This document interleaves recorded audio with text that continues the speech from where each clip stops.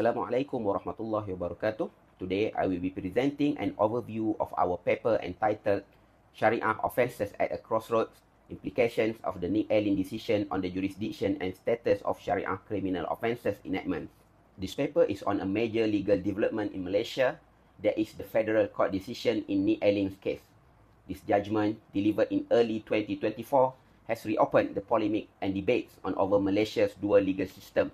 That is how we understand the division of powers between the federal and state governments, particularly when it comes to Sharia criminal offences. The tension comes when some Sharia enactments are considered to resemble general criminal law. State legislatures are empowered to enact laws on Islamic matters, on offences that are considered against the precept of Islam. But at the same time, criminal law is placed firmly under the federal list. The Nick-Allen case became a focal point because it challenged 18 provisions within the Kelantan Sharia Criminal Code Enactment 2019. Nick-Allen argued that the Kelantan State Legislative Assembly did not have the constitutional authority to pass these specific offences. As a result, the Federal Court ruled that 16 out of the 18 challenged provisions were unconstitutional, while only 2 sections were allowed to stand.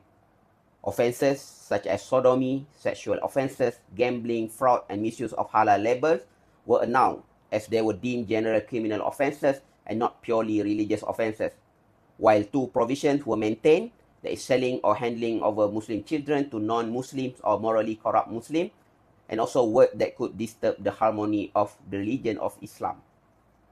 So this research was undertaken to understand how the Federal Court approached this issue, what legal principles guided its reasoning, and what this means for the status and future of Sharia offences, not only in Kelantan but across Malaysia.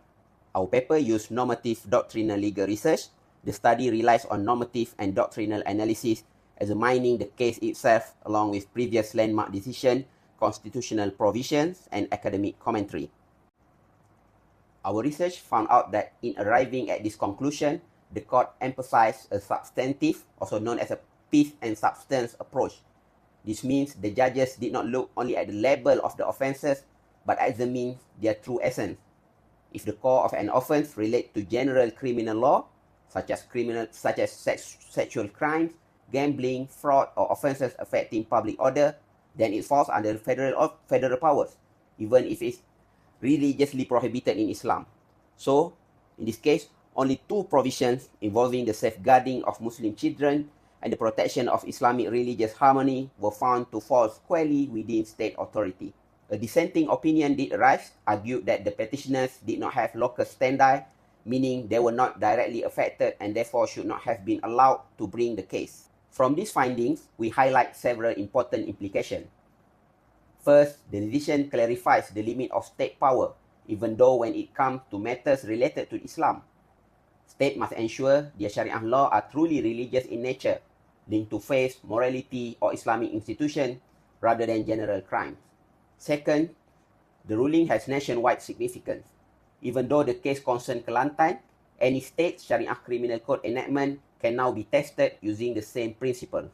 This creates an urgent need for states to review and possibly revise their Sharia criminal enactments. Recognizing this, we propose several pathways forward. First and foremost, better coordination among states to harmonize their Sharia offences. Second, revisiting the long-delayed amendment to Act 355 or RUU 355 to strengthen Sharia court jurisdiction within constitutional limits. And last but not least, considering targeted constitutional amendments to provide clearer authority for states in areas of religious governance that are increasingly relevant today. As a conclusion, the Nick-Allen case calls for a more coherent, constitutionally aligned, and future-ready framework for Sharia law in Malaysia that will strengthen the Islamic legal governance in Malaysia in meaningful and sustainable ways. Thank you very much. Assalamualaikum warahmatullahi wabarakatuh.